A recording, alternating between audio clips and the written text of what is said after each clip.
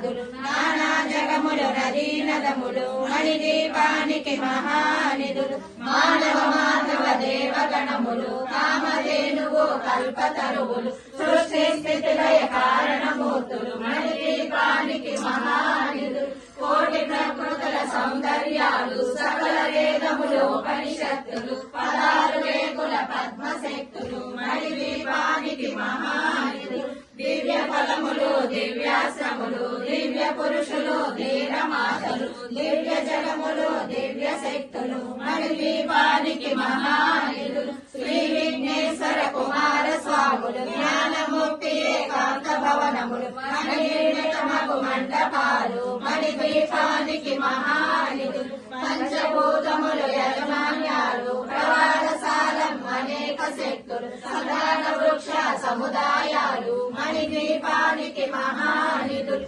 చింతామణులు నవరత్నాలు నూరామడల వజ్రపురాసులు వసంతవనములు గరుడ పచ్చలు మణిదీపానికి మహానిధులు దుర్గములు లేని దేవీ సేనలు నటనాట్యాలు సంగీతాలు ధనకనకాలు పురుషార్థాలు మణిదీపానికి మహానిధులు 14 లోకాలన్నిటిపైన సర్వలోకమను లోకము గలదు సర్వలోకమే ఈ మణిదీపం సర్వేశ్వరి కది శాశ్వత స్థానం చింతామణుల మందిరమందు పంచబ్రహ్మల మంచము పైన మహాదేవుడు భువనేశ్వరితో నివసిస్తాడు మణిదీపములు మణిగణకచిత ఆభరణాలు చింతామణి పరమేశ్వరి దాచి సౌందర్యానికి సౌందర్యముగా అగుపడుతుంది మణిదీపములు పరదేవతను నిత్యము కొలసి మనసర్పించి అర్చించినచో